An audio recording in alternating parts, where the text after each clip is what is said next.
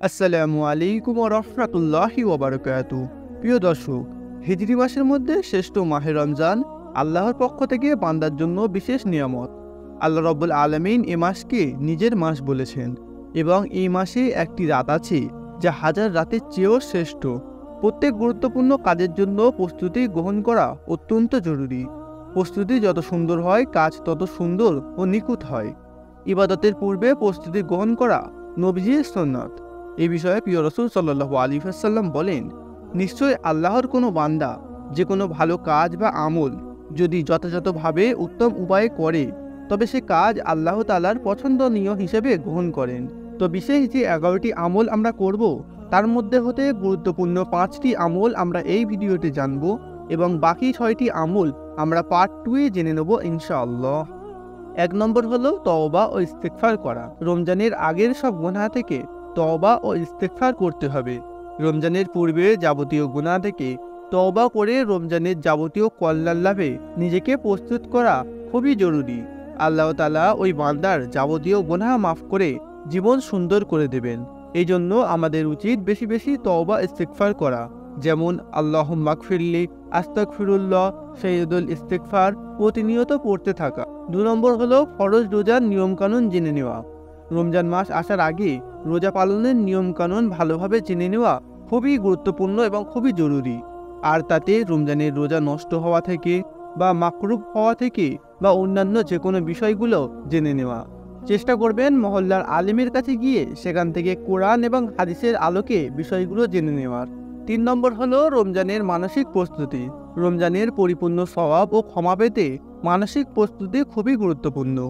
জীবনভর যত গুনাহ করেছি, এই রমজান মাসে তা থেকে সম্পূর্ণ ক্ষমা পেতে হবে। এই মানসিক প্রস্তুতি আগে থেকেই নিতে হবে।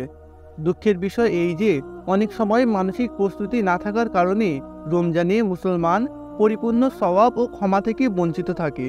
প্রতিজ্ঞা এমনভাবে করতে হবে যে আগত রমজান মাসে আমার চাকরি, ব্যবসা বাণিজ্য, নিজের যেমনই কাজ থাকুক না কেন, আমি আমার বিগত জীবনের সমস্ত গুনাহই এই রমজান মাসে মাফ করে নেব।